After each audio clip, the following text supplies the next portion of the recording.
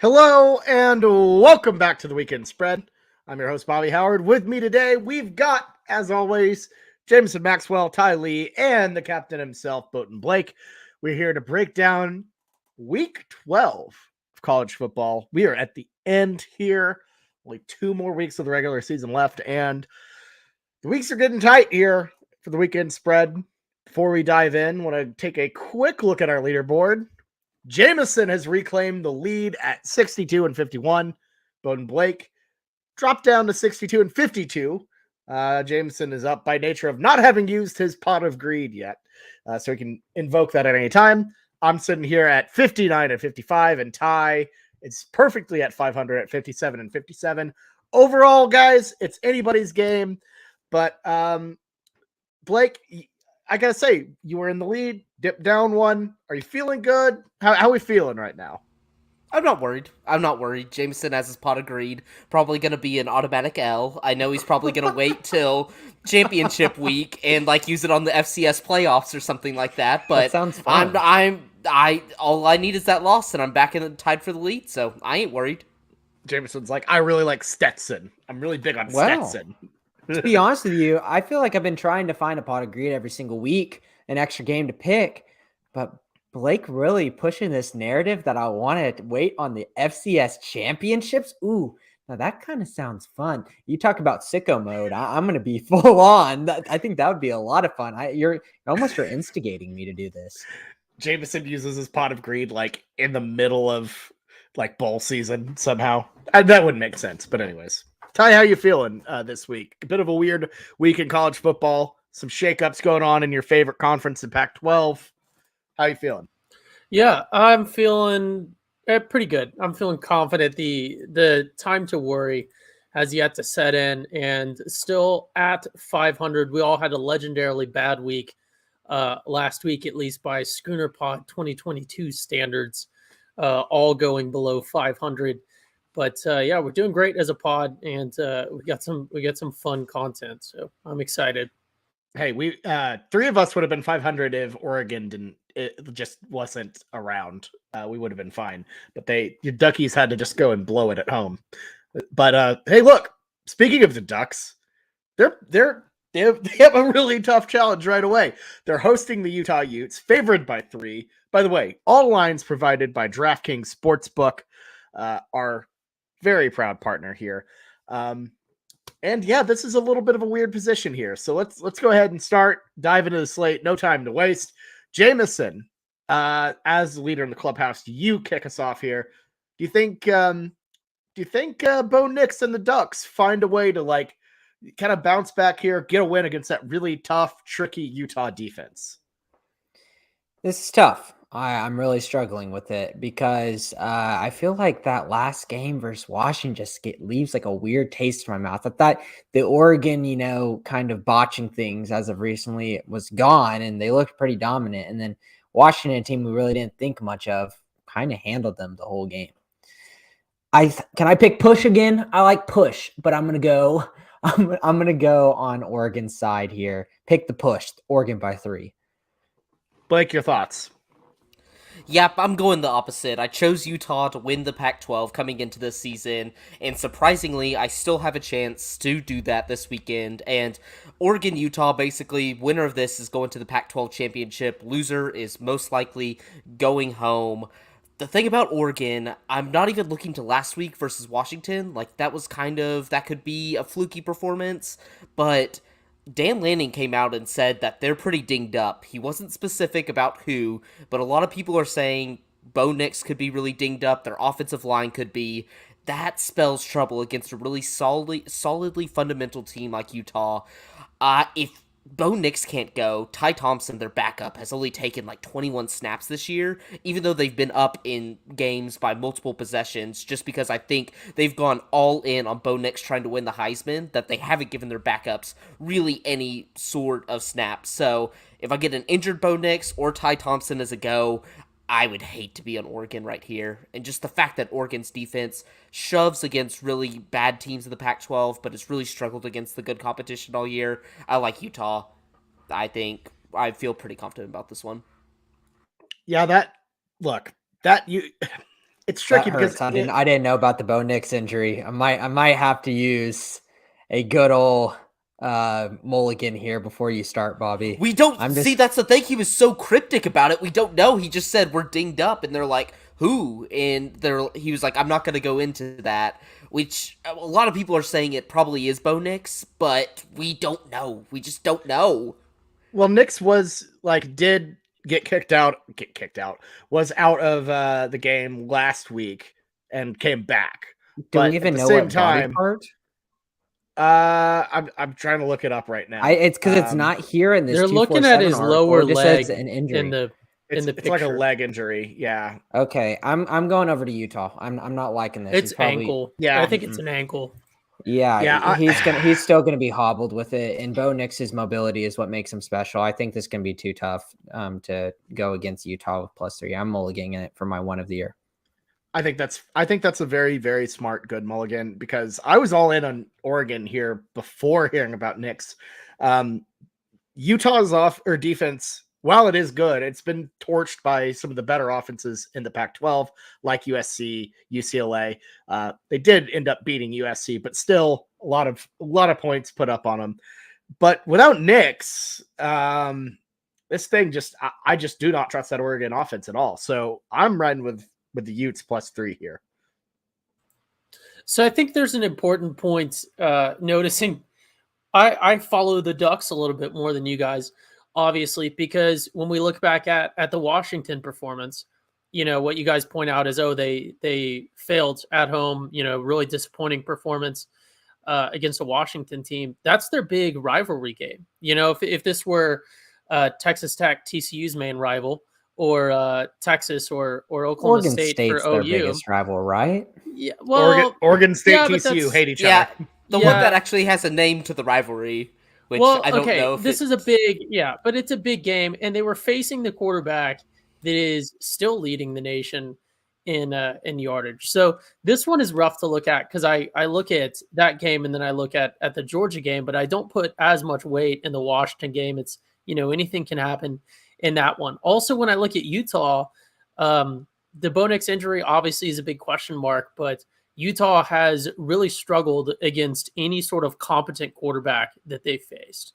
Obviously, they lost to UCLA with DTR. They barely beat USC, but they let them put up 40-plus points. And then, of course, who can forget when they let one of the worst starting quarterbacks, probably the only guy worse than Dylan Gabriel that's starting at the quarterback position, Anthony Richardson, do a 360 no-look jump pass for a touchdown against this defense. So for that reason, I will be riding with my Oregon Ducks. I think you can make the arguments about Utah being a more fundamental team. All you're saying is that they have no stars and they just kind of work together and achieve above their station. Oregon is also a fundamental team.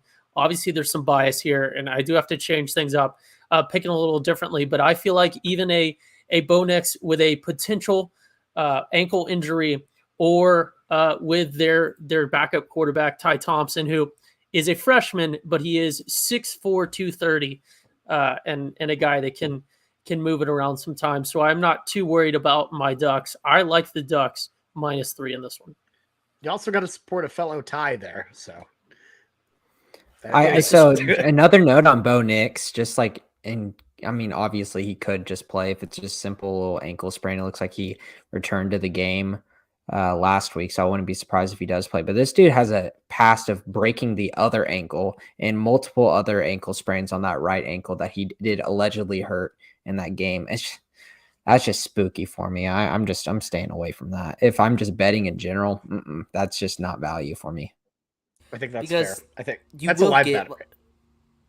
Yeah, and it's Go like ahead, Bo Blake. Nix not healthy, like that limits the running game significantly, and that's really what has been good for Oregon in the red zone. That Bo Nix can scramble, get you touchdowns. If that's eliminated, that's scary. Like just having a pocket presence, Bo Nix trying to win you a game. I just don't like that. I don't like that for a very evenly matched team in Utah. I do want to say Ty Thompson is a dual threat guy. And I think I would argue, he certainly cannot pass to Bo Nix's level. I'd argue that he's a little bit better runner, actually. If you look at the stats, it's hard to tell, obviously, because he doesn't have the play time against big teams. But we're talking about a way bigger dude that is not injury prone. Point of concern with Ty Thompson, though, is that he is from Gilbert, Arizona, and we all know about Arizona quarterbacks. Oh, Fair enough. Whoa. Oh no. Uh-oh. Oh no. That's funny. All right, moving on to the crosstown rivalry in Los Angeles, the mecca of college football. We have the USC Trojans on the road to take on their bitter rival, the UCLA Bruins. This one is a sellout, meaning that they sold out all the seats that are not covered by tarps. So, big game here, big game for the Trojans, big game for the Bruins, who kind of botched it last week against Arizona. But nonetheless, this is a solid Pac-12 matchup. All right, Ty, you kick us off here. Who do you like? Yeah. Do you like the Trojans? You're like, yeah, you go ahead. I'm Bobby, why do I have a text from you at 4:02 saying slate locked with USC -2? Oh my and then God, you throw up a 2.5 up here. What is that? Interference with the line once again. I say sure keep it. It has moved. I probably Keep typed it. it in wrong. No, it's we two, locked it's the two on the slates. spreadsheet currently as well. So this is definitely just a typo on Bobby's I just end. botched. I botched the No, graphic. yeah, I botched yeah, the when graphic. when he gets called Botched. out, it's a botch. Yeah. Oh, I'm sorry. I always get called Stop out. the What are you steal. talking about? Stop the steal. It's Okay. also I have- -2 on DraftKings as well. Yeah. I also used the Okay. wrong yellow on the little doodad next to the USC logo, but no one cares about that. As Bobby fixes this, I can see this one moving to 2. I'm honestly surprised that it's this low. Obviously, USC, I think they lost their main running back, didn't they, last week? This is how much I Travis watch got USC. hurt. But this is Lincoln Riley versus UCLA and DTR. We all know how that goes. And I think that USC has the star power to carry this one through. I kind of got on the UCLA train a little bit earlier in the season, and then I got burned on it. I don't think I've been burned at all going with USC. They've been a very reliable team against the spread, at least when I've gone with them. I don't know what that stat is overall, but for those reasons, I am taking USC -2. I would have taken a -2.5, I guess, if I had had to, but our wonderful sponsors at DraftKings still have them at -2. So I will be taking the Trojans in this one, even without their running back. Fair enough. Yeah. And I'm going to go ahead, switch that graphic over. Oh, look at that yellow. So much better yellow. So look, I think that USC all season long has kind of been skating by because Caleb Williams papers over a lot of issues. As does the turnover ratio. They're currently first in the country, plus 18 on the turnovers, which is unreal. So Grinch. here's my, it's just like everything was with Lincoln, Grinch, Caleb, etc. Caleb covers over a lot of issues, but the more and more you pick away at that offense, take away Jordan Addison, even though he's back, he's not quite himself. Did not look great against Colorado, but in Colorado, now you take out Dye. It's starting to become a little too much. Here's the thing: they're not playing Arizona, they're not playing Cal, they're playing a UCLA team coached by a very competent Chip Kelly, a very, very good offensive mind, and DTR is pretty good. Both DTR and Kelly have experience against Lincoln Riley. Now, granted, wasn't the best; they got kind of their ass kicked, but this is a better UCLA team than the ones we saw there. I personally think this is going to be too much for Caleb Williams to cover up by himself, and I think UCLA bounces back after that bad loss, gets the win, in the Rose Bowl and takes out USC from playoff contention here. So give me the Bruins +2. Blake? Yeah, like this is kind of one of those Jameson push games because I could see this one being really close. I think both offenses are electric for different reasons. UCLA just keeping it on the ground with Charbonnet and DTR has been super successful for them this season, and then USC, you just know they have offensive weapons everywhere. And I don't care if Travis Dye went down, I don't care if Jordan Addison's a little hobbled. They have guys, and they ultimately have Caleb Williams, who right now is playing like one of the best quarterbacks in America. I'm going to go USC, though. I think coaching edge, you got to give it to Lincoln Riley. Quarterback edge, you give it to Caleb Williams. I think both of these defense suck. Like, USC, we knew that from the beginning. They've kind of just gotten ran all over, relied on the turnovers, but UCLA, like, started out the season pretty good, but if you look at their last few games, like, struggling against Utah, Oregon, Arizona State, Arizona, and two of those being kind of the top-tier programs within the Pac-12, I think a lot of points are going to get scored. I don't think there's going to be many stops in this game, so I just got to look at the offensive pieces, and I just think USC has the edge right there, so I'm going to take the Trojans. All right, Jameson, you going to make me an island boy with the Bruins? I've really thought about UCLA really hard, but then I kind of like went over and I was like, you know what? I'm not going to go with my gut because I really need to look more into this. And it seems like the teams that have been giving USC's defense issue, because that's what I really think comes down to. Can USC stop them just a little bit for Caleb Williams to kind of take over this game? Seems like people have just been passing on them 300, 400 plus yards. Like Jack Plummer, like lit them up, USC secondary. But I don't see like these running backs having these 100+ yard games. It seems like it's really their secondary that's giving up a lot of their yards. And that puts a lot on DTR's shoulders. I feel like they'd rather control the game and the tempo with Zach Charbonnet. And I just feel like if you're playing that type of game, I feel like USC is going to squeak it out. So I'm going to go SC. That's fair. I think that's fair. All right. I'm fine being an island boy there. I feel good about UCLA. So let's move on to the big nude kickoff game of the week.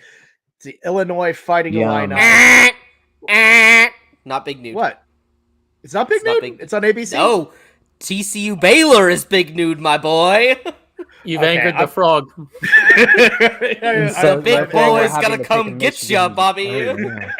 Oh yeah, the kaiju frog is gonna come after me for disparaging the importance of TCU Baylor. Got it. My apologies. All right, so regular nude Saturday, Illinois Fighting Illini on the road at the Big House to take on the Michigan Wolverines, who are favored by 18.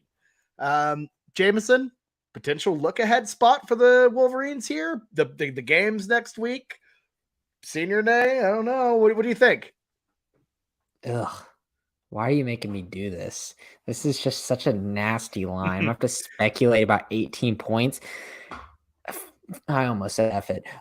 F it. Essentially, we're going to pick backdoor cover Illinois. I just, like you said, looking ahead, and Michigan hasn't been as potent as recently, and I don't know. Illinois is mad because they just lost last week. Whatever. Screw this. Plus 18.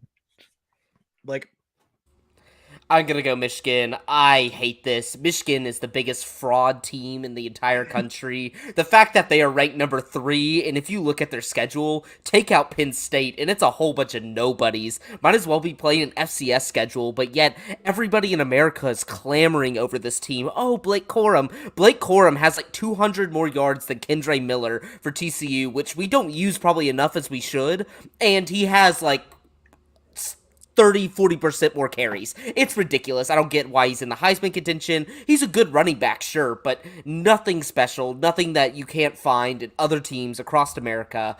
This Michigan team is so overrated, but they set up their schedule perfectly because basically it's just win or go home versus Ohio State, and they will get that. So I'm going to take Michigan here. They just kind of beat up on these like middling, low-level teams like Illinois. Illinois sliding the last few weeks.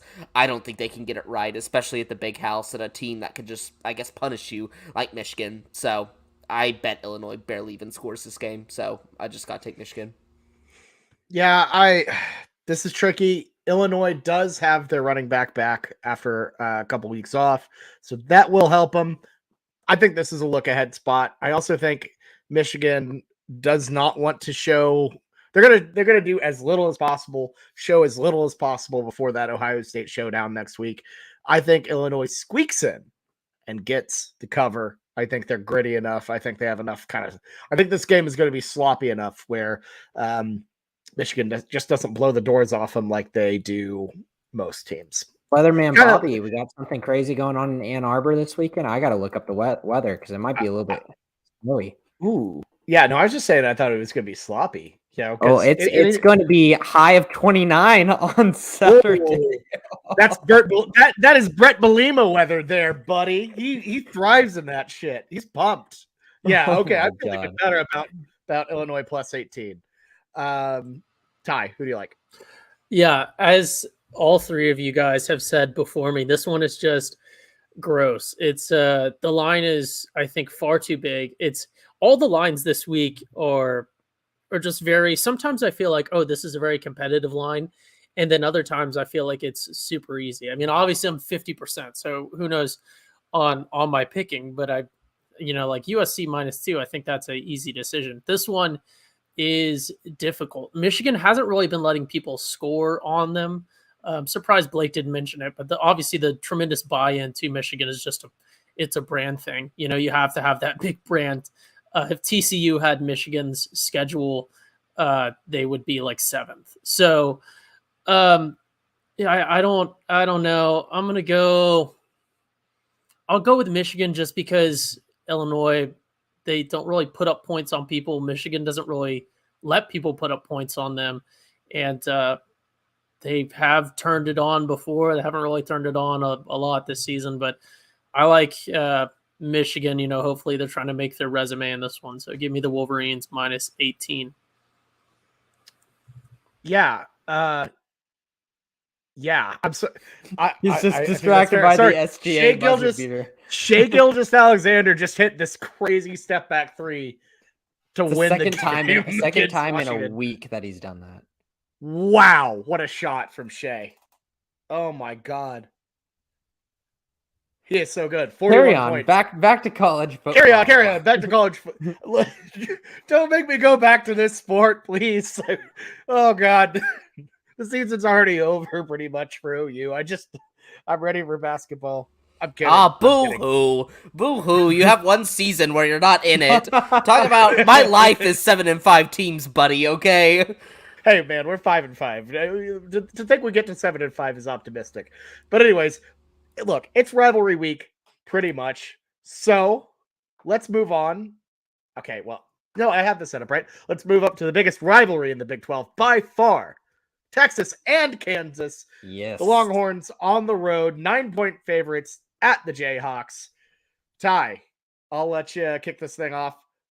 Do the Horns get revenge?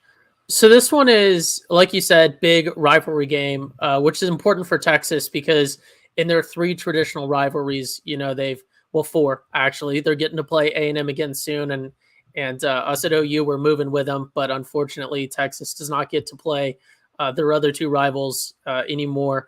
Those rivals obviously being Kansas and Maryland. But I think in this one, one of their final visits to Kansas, I think the Horns have it in this one. I know Kansas, they had their little spark at the beginning of the year, and then they had that little spark against the Cowboys. Well, probably more than a little spark for them against the Oklahoma State Cowboys. But I think that Texas has this one. I think when you look at all of Texas's losses, it comes down. I mean, obviously you have Bama, the Texas Tech one that's just inexplicable, but then Oklahoma State and TCU, those are both really competitive teams. I think Texas has this one, and I think 9 is a pretty reasonable line. So I like the Horns going up to Kansas, where the Jayhawks are. I don't know the town. I'm sure some of the viewers probably know. Trivia question. But yeah, I think it's a pretty hefty drive. Hopefully they fly. So. Fair enough. Yeah, no, they're definitely. I had some sort of Austin. Yeah, I had some sort of Austin traffic joke, but I couldn't get the setup right. That's all good. It's all good. That was a good try.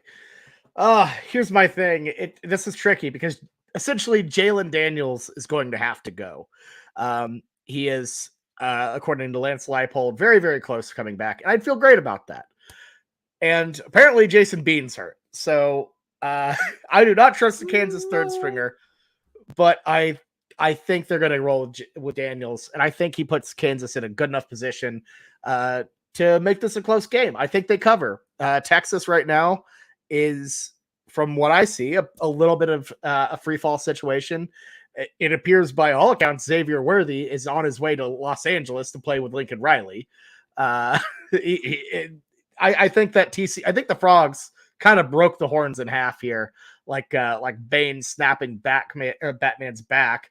And I don't know. I think Kansas makes this thing interesting. I don't know if they win straight up, but I think they cover 9 points here at home. Blake?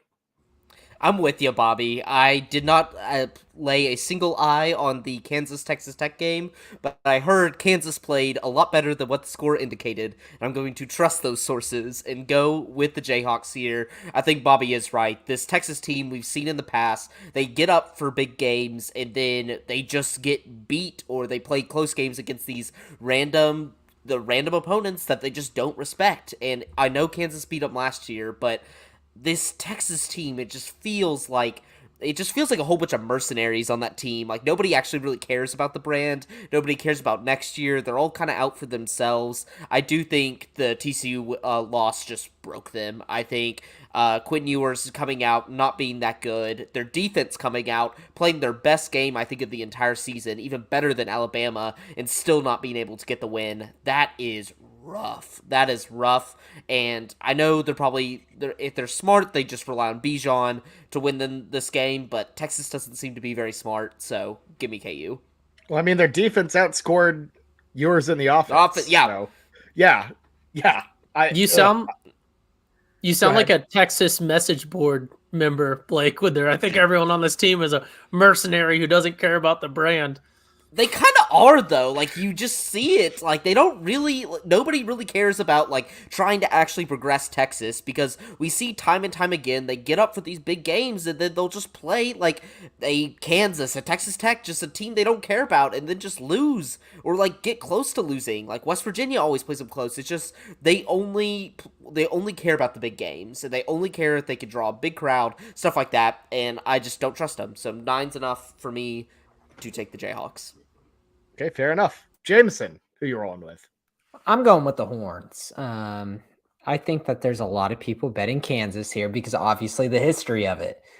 People have seen Kansas time and time again. I guarantee you Texas is getting really tired of that. And if they didn't have motivation after a tough loss last week, I mean, you would hope that they would have a little bit of motivation, those older guys that have had to go through these Kansas losses in the past, and be like, I'm tired of this. I'm just going to They don't care, Jameson. They don't care. That's the problem about Texas, is they don't care about this stuff. They don't get tired of doing 7-5 I'm telling you, if I'm a junior and I've had to deal with that stuff, I mean, if you're that's you. Athlete, Texas. That is all athletes. People who go out and compete, does not matter what level of like buy-in that you have with the program. You are going to be mad that you've been embarrassed 2 years in a row. And I understand that there's this whole mantra of like, oh, Texas doesn't care. They have the Steve Sarkisian model where I'm just going to just show up and do whatever. Like, that is just for all competitors who play sport. I don't care how much, like, you know, in the background and like how much you care about your team. This is a personal thing. I guarantee it. They're tired of hearing this Kansas talk. That being said, we saw this team give up last year, like completely give up. They obviously don't. They don't care about them losing every single year. They don't. You see them just give up. Like, they don't care. They just care about being in Austin, having fun, but they don't actually care about winning football games. I don't think they do. I mean, that's if I am playing sports at a college level and people saying I don't care about winning football games, I think that's just foolish. I think there's some people that want it more than the other people. They go the extra mile. But if you just say they don't care about winning football game, I just can't buy into that. I guarantee you they're showing up to this game and they're pissed off about the past couple of years. And obviously the momentum might not be the most throughout the season. It might not be the highest because they just had a tough loss and their chances of going to the postseason are slim. But there's still a want to there. I'm going Texas. That's fair. Fair. Yeah.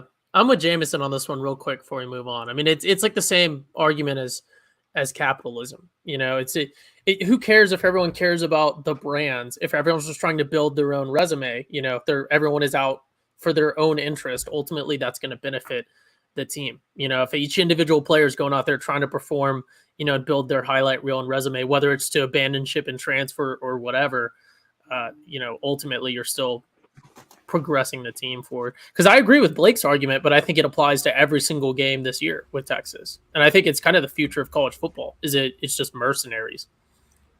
I think that's fair. But all right, moving on to our next game. We have the Texas Tech Red Raiders Cactus Gang headed up to Ames, fresh off of a, I think, Ty doing his best cactus impersonation for those of you listening on the podcast feed. Texas Tech fresh off of a pretty big win against Kansas in Lubbock. And Iowa State, well, they lost again, but they kind of played OSU. So they're favored by Tree Fitty here. Jameson, do you think they finally like get a solid, or they keep winning at home at Ames, or what's up with this? This is just a weird game. We have been infiltrated in the YouTube chat again by a bot. Just letting you know. Oh, not okay. Jameson, girls 6'9" XYZ seems pretty legit to me. I don't know what you're talking about. Hey, stop banning the bots. Views are views. Hell no. It won't let me, it's not letting me block the user. Has someone already put them in? I'll put them in timeout. They get a chance. Girl 6'9" XYZ has been blocked for 5 minutes. Well, that's just great. I'm going to move in to pick the team that does nasty things to a bell, and I'm going to go Texas Tech here. Great segue. Texas Tech been playing pretty good the past couple of weeks. Iowa State 3.5. Like what? Like more than a field goal? What are you talking about? They've been playing good. Texas Tech beat Kansas and then lost to TCU, lost to Baylor. Like they got obliterated by Baylor at Patrick Mahomes' homecoming ceremony. The Baylor game, no, I'm saying the past couple weeks, as in the past 2 weeks. I think they held it pretty tight with y'all for a couple quarters, and I think they handled Kansas. They did. So I'm going Tech. You can pick a side for me. It seems like we're having a lot of disagreeal, and that's a great part about podcasting. Pick the other side. Please. Yeah, no, Iowa State. I sent it today in our chat that if you just replace their offense from last year with this defense and special teams, Iowa is like a juggernaut. They are a juggernaut. Interceptions into the freaking field. Which plays into my point that is true, Iowa State is not bad. That does not help you cover at all. If you took an offense from a different team, their offenses.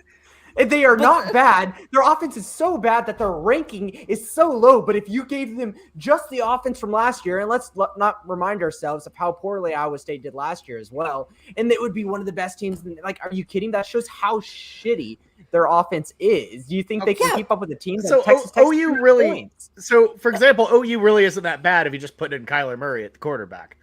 Yeah, no, it just shows that Iowa State has pieces. They have a good defense, they have good special teams, which keeps them in games. Texas Tech, Jameson, with this whole, they've been playing good the past few weeks. They're literally in their last 6 weeks, 2-4. They are really not doing that well. Like, Texas Tech is not doing that well. They haven't won a road game this year. I said couple weeks.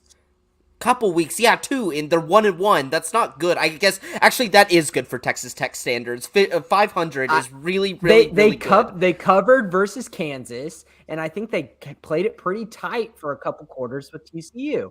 Obviously, the TCU game wasn't perfect, and those fourth down stops and like the 20-yard line made things a little bit weird. But they still kept things tight. We watched that first half together. They looked a little bit like that they were like competent. So you can't hit me on this past 2 games. They've looked pretty decent.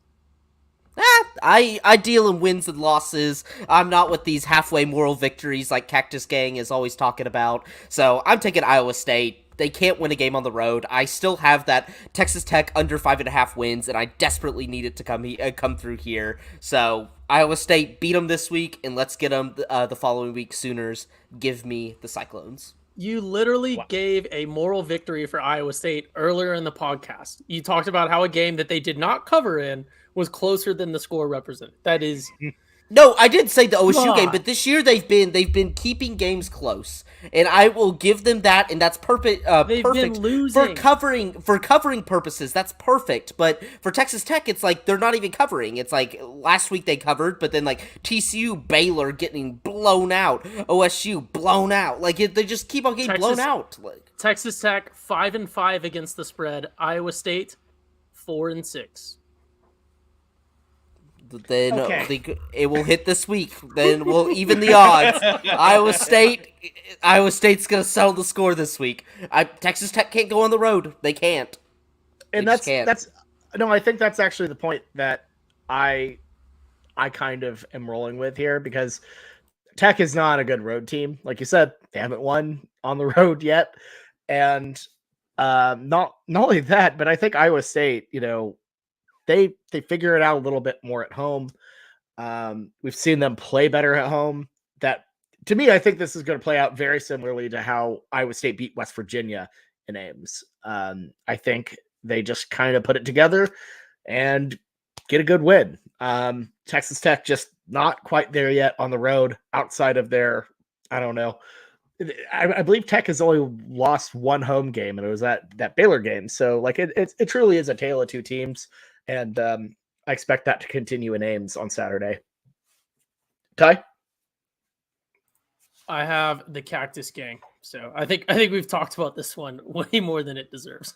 Give me Texas. Yes, yes, we definitely have. It's probably one of the worst games of the slate. Bobby, But what did pick you have off. again? Sorry, I was trying to multitask. I had Iowa couldn't- State. couldn't keep up. Iowa Okay, State that's plus what I thought. Okay, 350. good. Okay, that's So they're actually minus, so they're the favorite. minus 350. Minus 350. My bad. Okay, cool. Moving on to our next game. It's the Kansas State Wildcats minus 7.5, going back to country roads to take on the West Virginia Mountaineers, the team that beat OU last week. So, Ty, kick us off. Who do you like here? No one. No one is who I like here. This one I think is also way too high. I feel like I have a really weird read on K-State because I only watched them against OU, OSU, and TCU. So I don't know. I'm going to have to go with K-State minus 7.5 here. I think it's very attainable.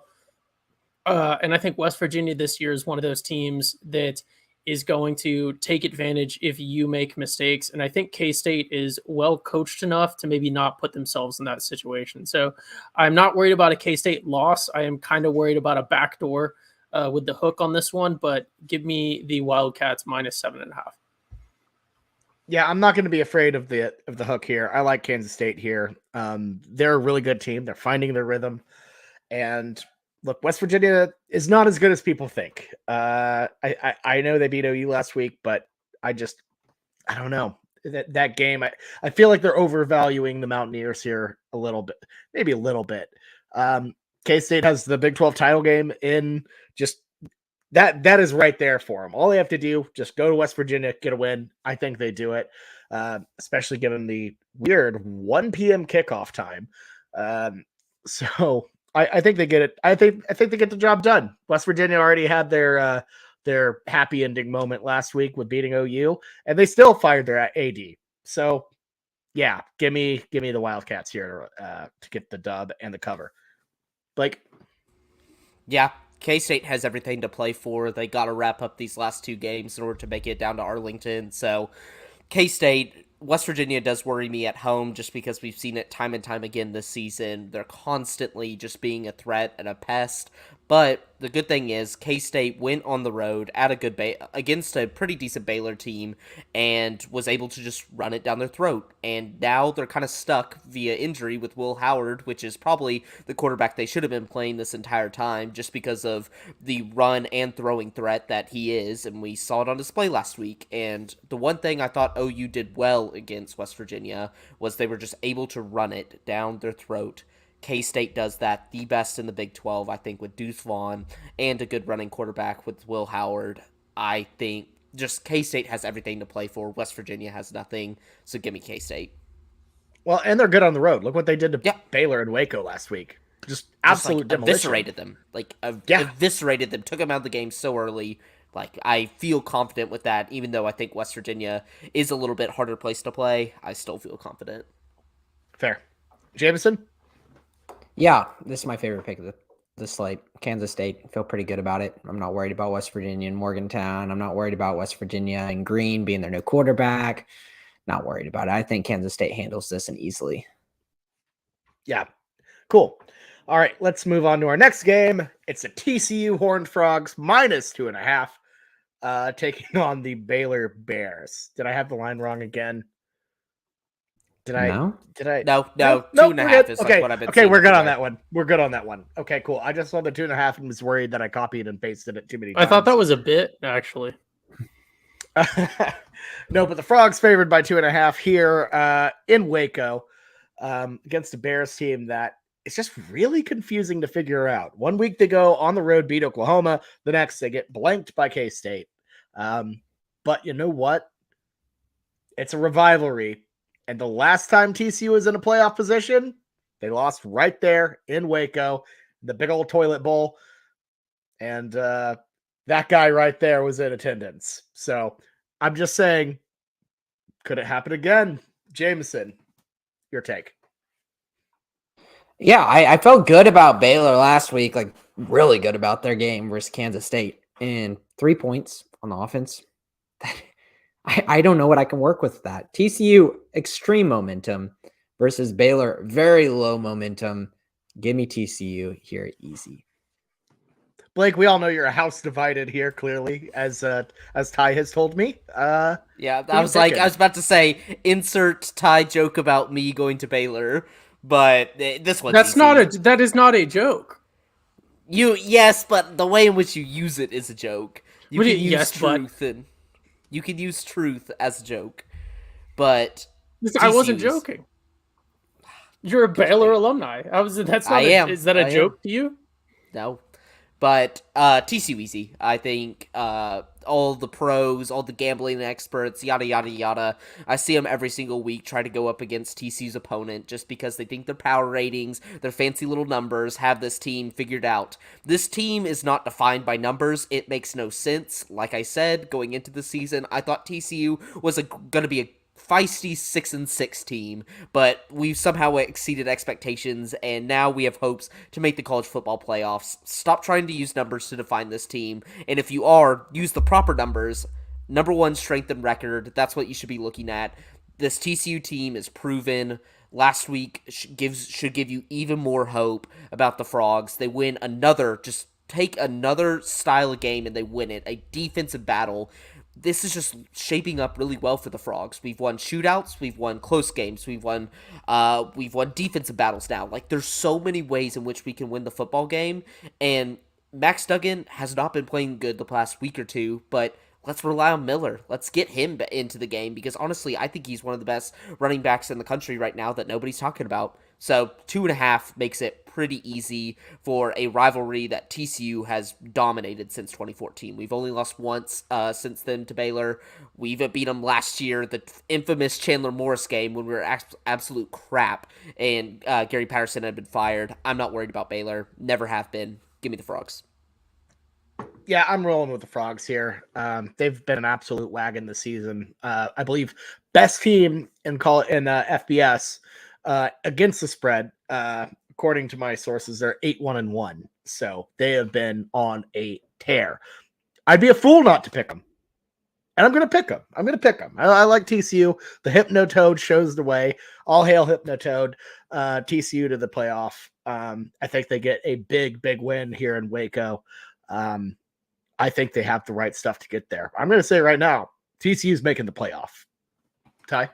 I do have to. It seemed a little pointed at Blake. Obviously, that is in some ways a joke, although his Baylor alumni status is not a joke. I do appreciate Blake having gone to both schools wearing his Big 12 hat. I know he does it every week, but it's doubly funny when we're picking the two teams he went to just wearing the Big 12 hat.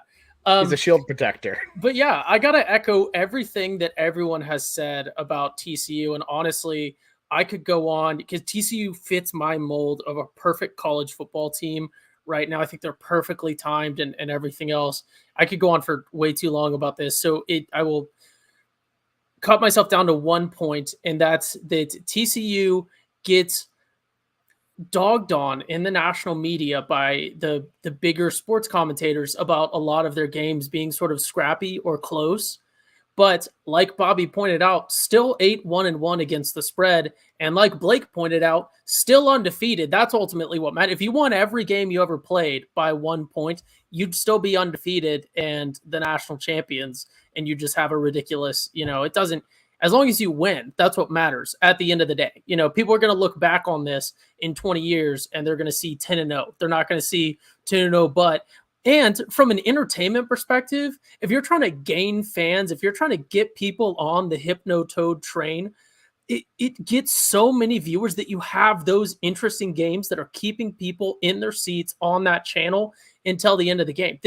I don't understand why ESPN dogs on them. ESPN could not hope for anything better than a game that goes down to the very end and keeps people glued on for their commercials and everything else that sells that pays for their salaries. I love TCU in every respect. Give me the Frogs -2.5 here. I think this is super easy, although I am spooked about just the storyline of Baylor ruining the playoff thing once again.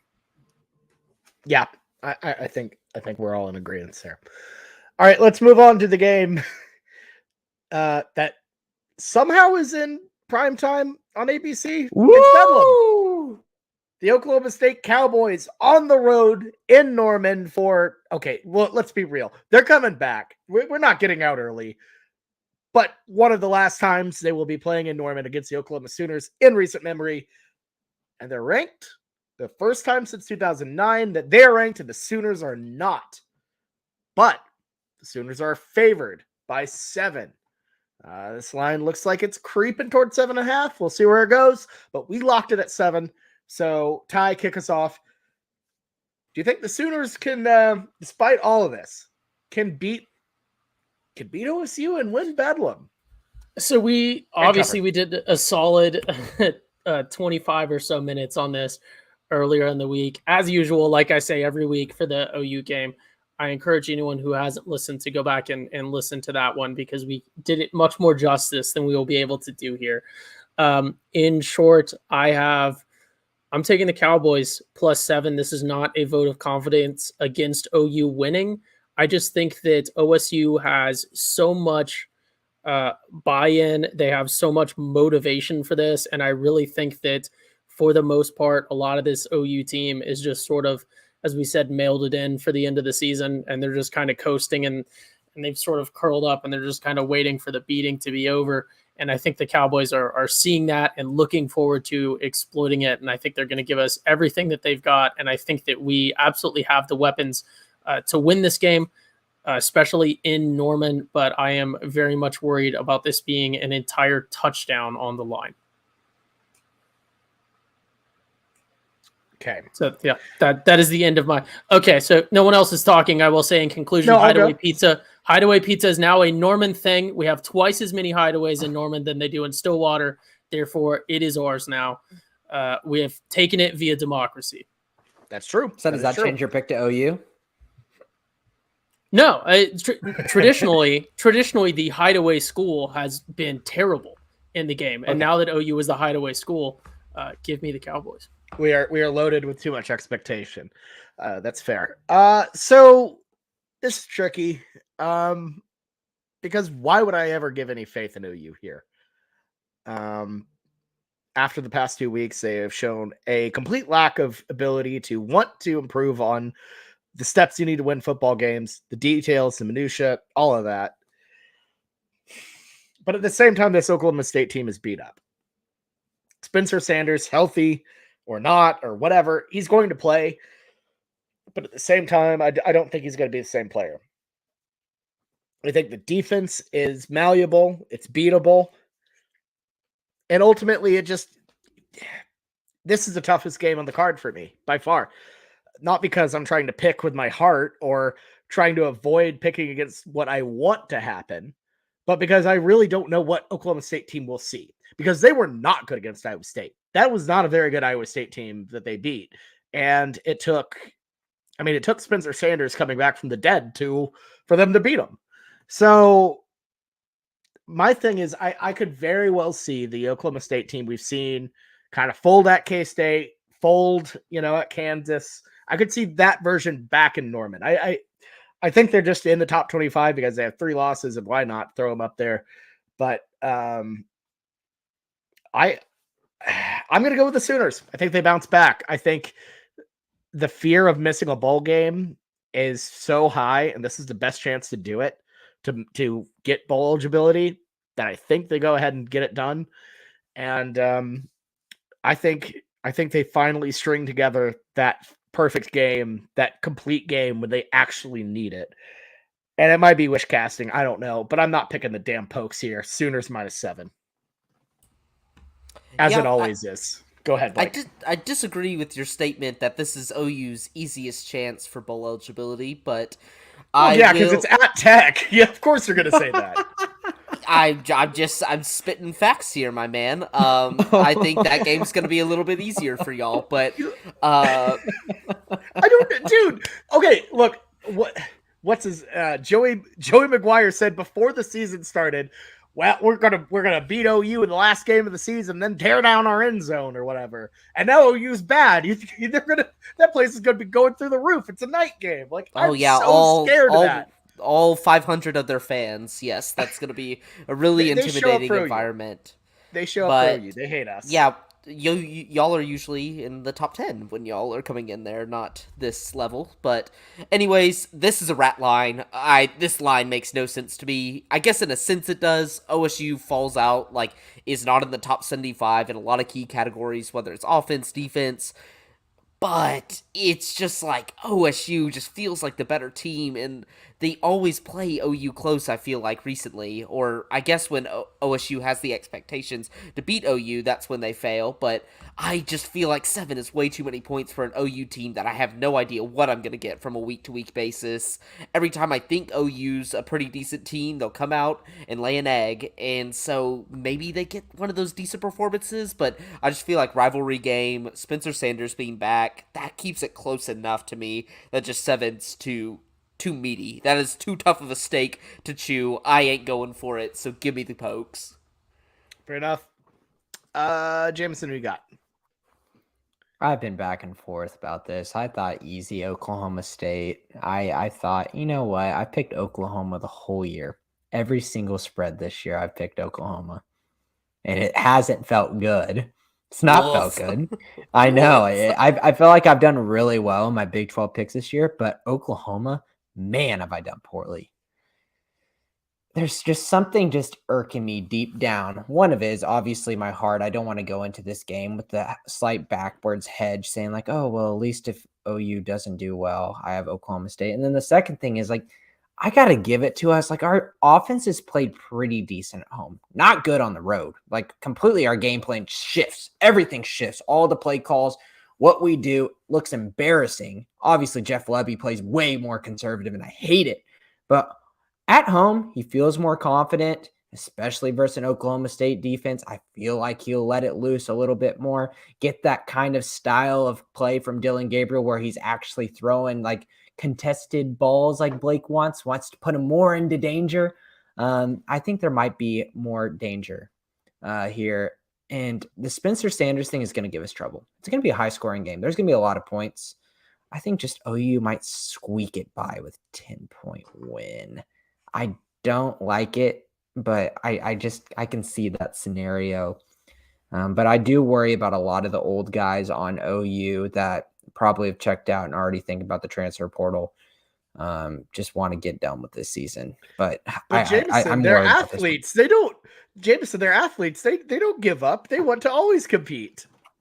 That is completely different. That is a completely different scenario. And you do not even want to try to play that game.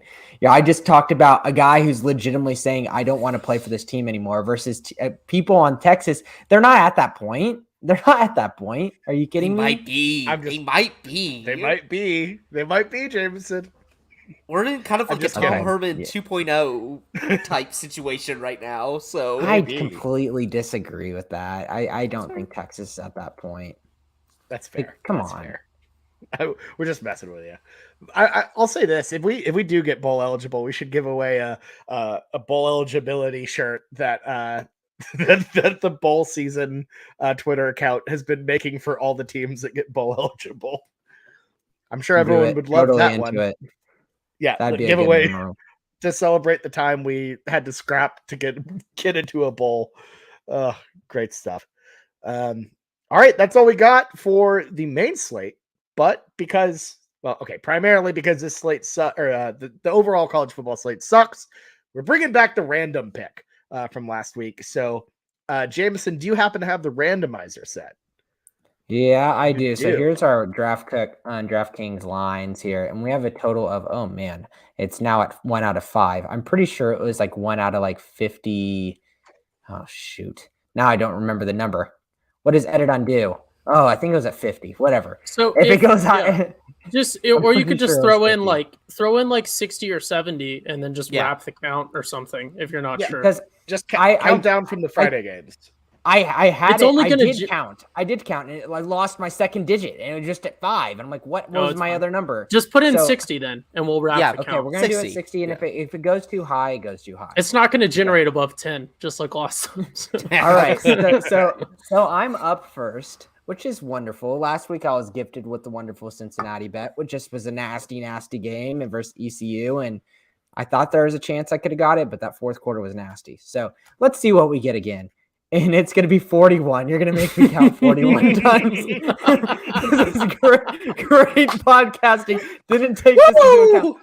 And here's the problem. I wish I knew how many total there were because I'd count the other way. But we don't know how many total there are. So we got to start at the top. Oh, Yeah, man. bring on Hey, them how about y'all ducks. talk, Feed them how about y'all ducks. talk about something else for a little bit Yeah. as I count. Yeah. Okay. So Blake, who's your front runner for the Heisman right now? Front runner for the Heisman. If I want to go with who's gonna win, it's just gonna be what's his face? God, how can I forget Ohio State quarterback? But it shouldn't be him. It should be Drake May. Drake May all the way. I think he's the best quarterback in the nation right now.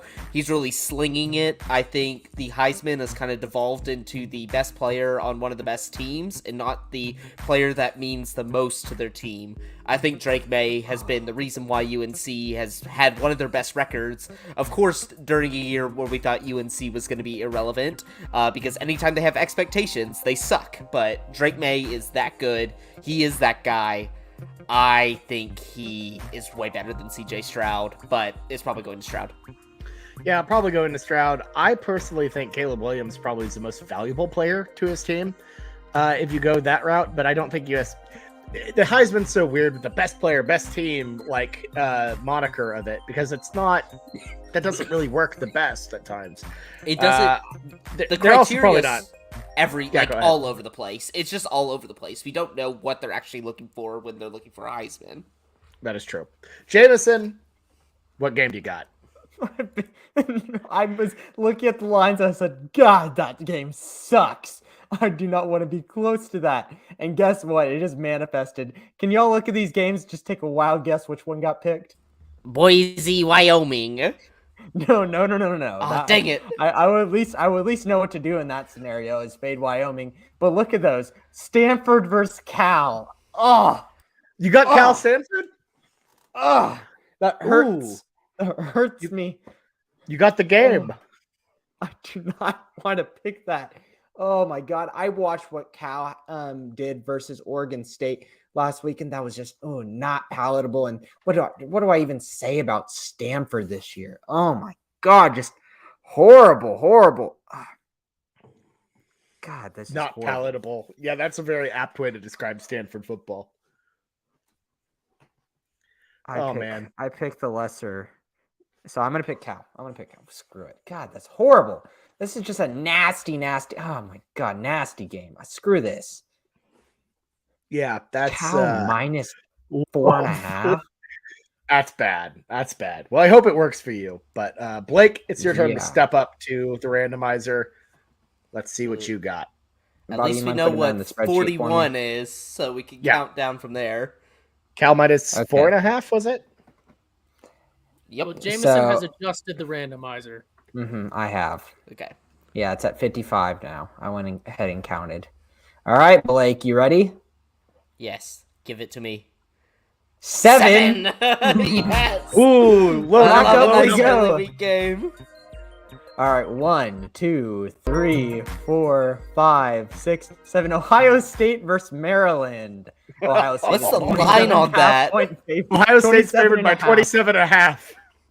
Oh, Jesus. I was just. Of course, it comes right after I was bashing CJ Stroud, but for all the casuals out there, I bet he's going to have a huge game. There is no way in hell I am taking Maryland here, just as like a sanity thing. I cannot I'm watch picking Ohio Maryland. State blow their back out and me do absolutely nothing. And so I got to go Ohio State. That's a dirty number. I hate that. I hate that game. I thought I was going to get a nice little tasty UNLV action again, but no. I will take... Well, let's go back get to what lucky Maryland twice in did a row. last week. Maryland failed to score a single point versus Penn State last week. Oh my God. What happened to Maryland? Jesus. I didn't know It's it just was such a that bad... It's a horrible spot, though. Like the week before, Michigan, Ohio State. I hate it. I hate They this. only but- scored 10 points to Wisconsin the week before. And the week before that, they only beat Northwestern by a touchdown. Like, that is a skid, because I thought Maryland was supposed to be kind of a scrappy team this year. They were in the beginning, but... Like, surely, what is it? Mike Loxley? He's going to get fired, right? Like, I don't he has to be on the know. block, right? I don't know. That program's just, I don't know. Like, what else do you expect from him? That's my thing. It's like, Maryland football, what do you expect to come out of that program? Because you're kind of stuck right now, especially with the division still being there. Hey, I led them to greatness in NCAA 2003, so anyone can do it. But anyways, my turn. Let's see what we got. All right, yes, and once again, we are not doing this the smart way, but this is the fun way. It's a random generator. Gets 7 again. What do you know? We're gonna. What do y'all want to do with this on the spot? No, We gotta do No, it. just You regenerate. Just No, regenerate. boo. That's not fun. I'm kind of Wasn't it just back on and forth 7? on this. First, I think I'm gonna say do it again. No, I he don't, definitely I don't did want do to. it. This I like game. regenerate. Yeah, it should be different. games. Regenerate. I'm a Let's get it for the fun. 33. All right, Ooh. feeding So let's up. go Mike to Muscala 41. Let's go to I'm a 41 and count traditionalist. up When from I was rolling the dice that one year, I never said, "Ooh, I don't like that matchup. Let me roll again." But that's There I- were two that's people not the rolling the dice, situation. Blake. That's the way of the dice. That's the way. You just gotta go by the ebbs It's and not the flows way of the of the river. dice. Oh That's never how it's yeah, done. Bobby. do I got? ULM plus 14 and a half going to Troy. Oh, buddy, ULM Troy with a tasty hook. Oh God, I have not been following up with my ULM Warhawks recently. Wait, give him a little. Actually, don't give him a rundown. They're He 4 has and to do his own 6. research. All right, they're 4 and 6. They're best known for making everybody hopeful about Quinn Ewers. So they have that, which is nice. Jeez, yeah, no. Oh wow, that's gross. That is gross. Here's the thing, Troy's not that bad. Like they've had their moments. They took Appalachian State to the wire. Jeez, I'm sorry, I'm scrambling here big time. But they also always scored 10 points against Army. Oh my God. Okay, no. Here's my move. I'm gonna go with ULM plus 3. It's ULM plus 14 and a half because Troy's Oh, strength is boy. not Troy's strength is not scoring points here. They are not an offensive football team at all. Just given like a quick glance. Because here's the thing. Look, they're 8-2. They win games, but at the same time, they just flat out don't score enough to cover that. Like I'm just going down the line here at some of these wins. 16 they beat Marshall 16-7. Beat our boys Western Kentucky 34-27. beat Southern Miss 27-10. Boco, they beat them 17-14. South Alabama 10-6. Raging Cajuns 23-17, and then they beat Army by 1. They cannot. I don't think they physically can win a game by that much. So give me ULM plus 14. Love the hook there. I think that's tasty. So I feel very confident about that now that I did my research. Expert opinion, Blake. What do you think about ULM? Because they've been kind of feisty recently. Yeah, ULM may be a little bit feisty, but Troy, I think, is probably the best team in the Sun Belt this year. Like, maybe, like, now that Grayson McCall has gone down for Coastal Carolina, I think this is their conference to lose. And if you're going to go with Bobby's can't cover methodology, ULM played Army this year, and they lost 48-24. Like, it can get bad. This ULM team can be really, really bad, and I know they're still in contention for a bowl game, but you're probably, like, with Troy and Southern Miss left on the calendar, 2 competent teams, it's gonna be a sweat, Bobby. It's gonna be sweat. It's definitely not ideal. I mean, that's part of the randomized, the randomizer will give you these crap scenarios. But yeah, I don't know. I'm not feeling Troy. And not only that, but I feel like in the Sun Belt, like betting the dog tends to work out in your favor sometimes. It's just it's a wonky conference. It's going to be one of those games that if Troy gets up like 28-0 in the first half, you're just going to feel like an idiot just because it's like, why did I bet on this such bad ULM team? Exactly. You might be going through it. You might be going through it on this game, but that's kind of what I did with Coastal on my wild card. So, anyways, that's probably enough Sunbelt talk for the pod. But Ty, your turn to roll. It is. Well, Jameson does it for me. Let's see what we got. Still. 45. Ooh. So what was Cal's? 41, wasn't it? Yeah. Yep. 45 for the boy. 42, 43, 44. Oh, Boomer Sooner. We're going to have to re-roll. It was the OSU OU Bedlam game. Give me OSU again. Pad the stats. 26. All right. What was Bobby's game? 33, correct? Yes. Was it? Was it 31? Oh, great. Notre Dame versus Boston College. Minus 20.5 is the spread for Utah. 20.5 is a lot. Let me turn off feeding the ducks. 20.5. That is a lot. I already know what's going to happen. I know what I'm going to do, and I know what's going to happen, and it's going to be the exact same thing that's happened every single time that I've picked a Notre Dame game this season, whether I've been with them or against them. One time I picked them. I was like, certainly they got this, and then they lost to like Marshall or someone. And then another time I thought they were going to get exposed. I have not picked correctly a Notre Dame game all season. Give me the Fighting Irish. Out of spite, I shall pick them in hopes that supporting them will cause them to fail to cover. I don't think they're in an upset alert in this one at all, but I like their uniforms. They have better branding, better uniforms.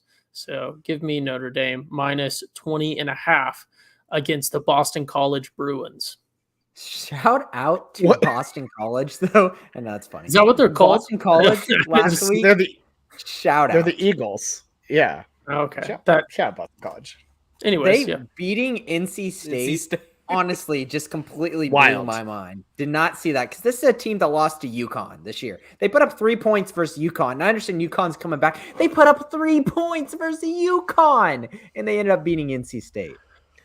It's baffling. That NC State team is so weird because I mean we all faded them against Wake Forest.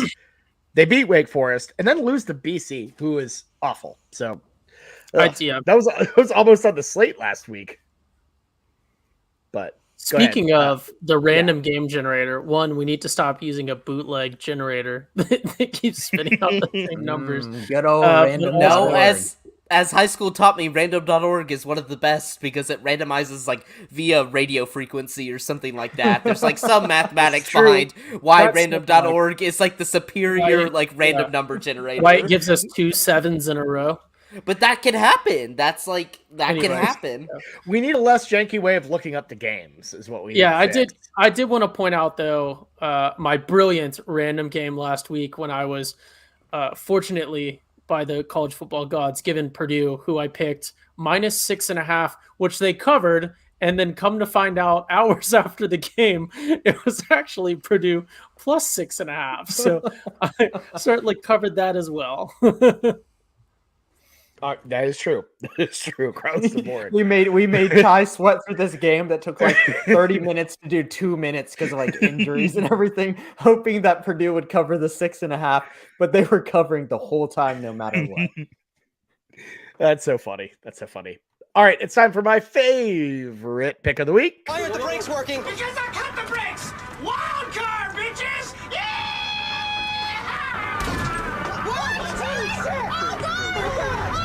Christ, guys, I can't stop this van.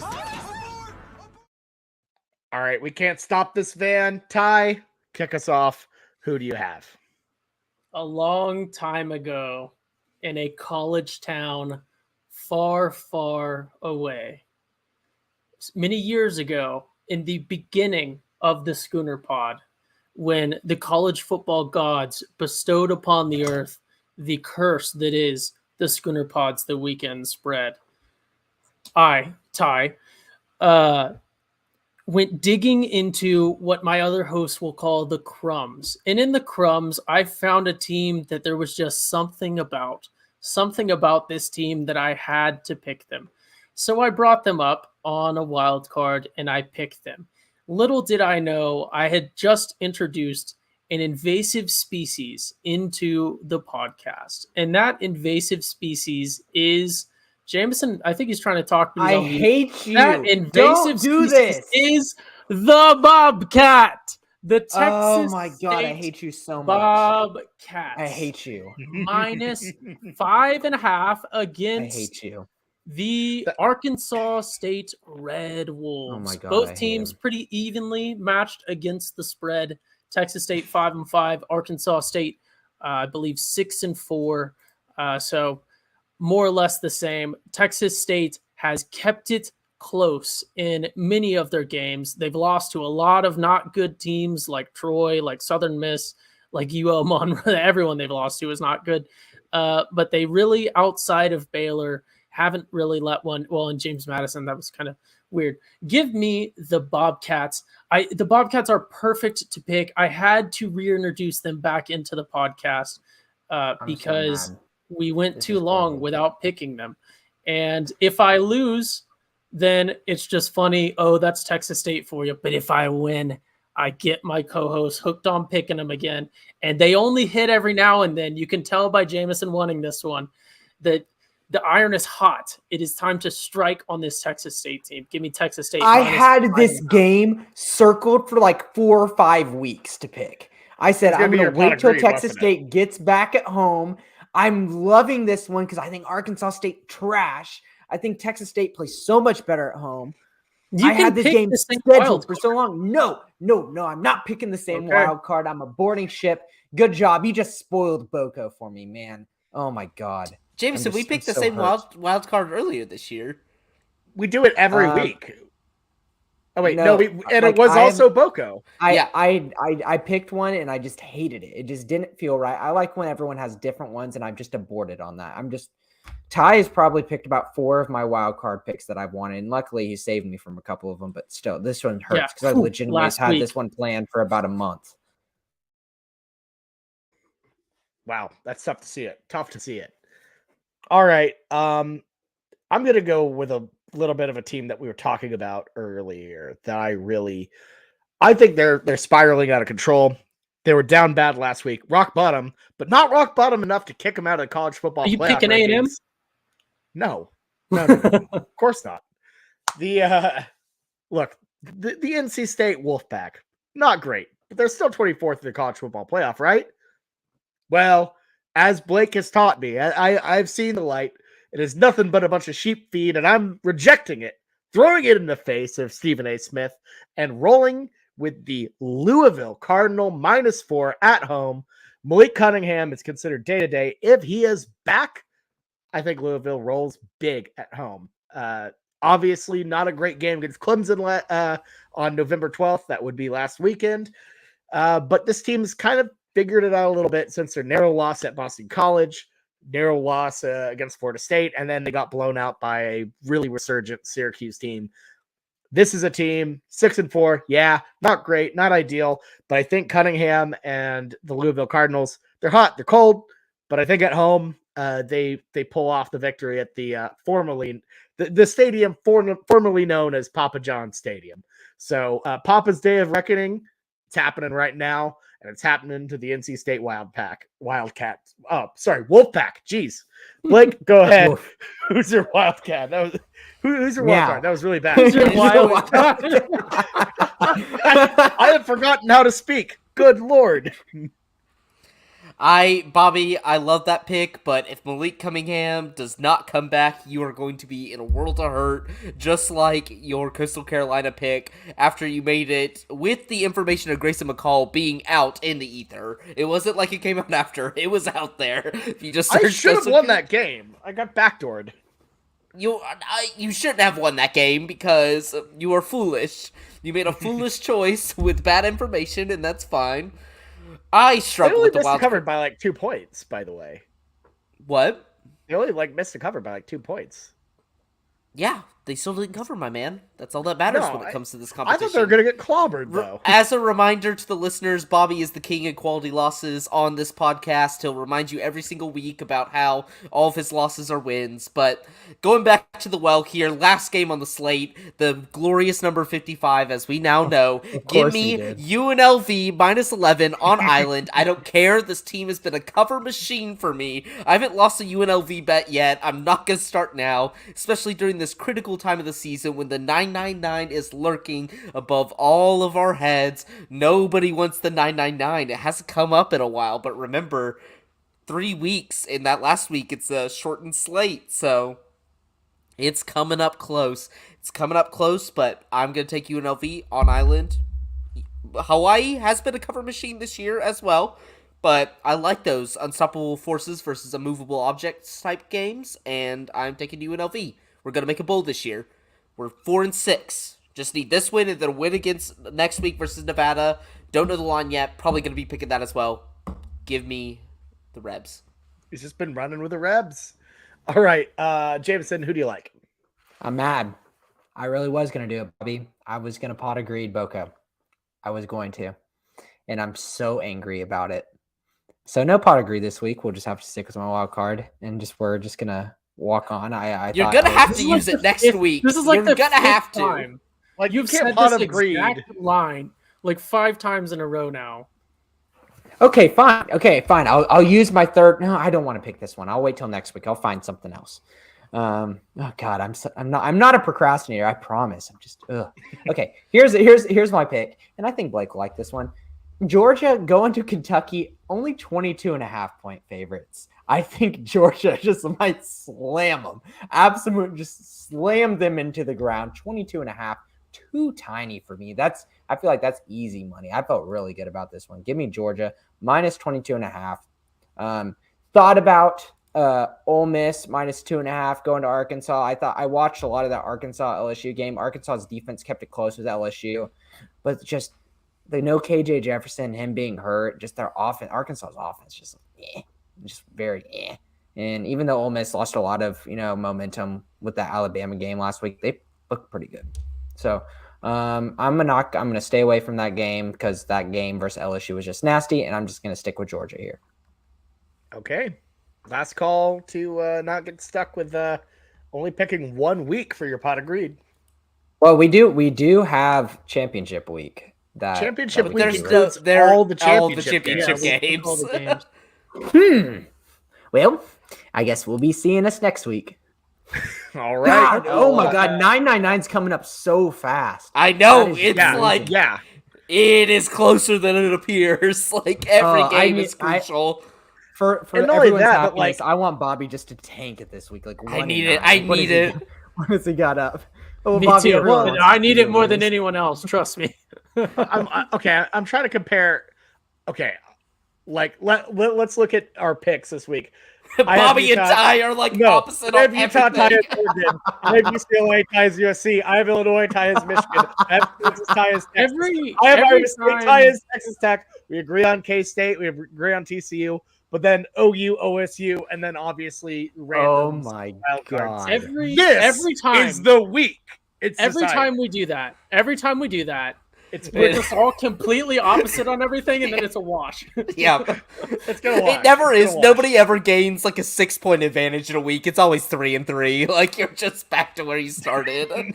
You're just looking for like this Titanic win one way or the other, and then it's just like The random mush. game generator is, I think, certainly helping, because that's how I pick all mine, just shooting from the hip. So you guys are not used to it. That's why I've done so well with it. Okay, I will say it also brings up some interesting points because usually it's like Blake and Jameson side and then me and Ty side on something, but now it's like kind of random. It's kind of jumbled up. So I could see this being a week where things get really close across the board, where I hope it's not so. just me on the line. Yeah. It's not just me and Ty on the line for 999. It's like everybody's in the mix. So we'll I'm see. just trying Bring to us get down to to a the spot. level of the I'm trash. trying to get to a spot where we get to championship week, and I can just have somebody let the lapped cars through, and I can just coast on out of there. There you go. There you go. All right, guys. Great show. So always fun picking. I'm feeling the heat. I'm feeling the pressure. I think we all are. But yeah. So all right. Hey, thank you all for listening all the way through this excellent podcast on the Weekend Spread. And thank you to our sponsors at DraftKings Sportsbook and TPPN. We really appreciate y'all. And again, if you're in an area where you can get DraftKings Sportsbook, make sure to use our promo code TPPN. Get some great deals there. So, all right, folks, that's all we got. We'll see y'all next time, and good luck out there.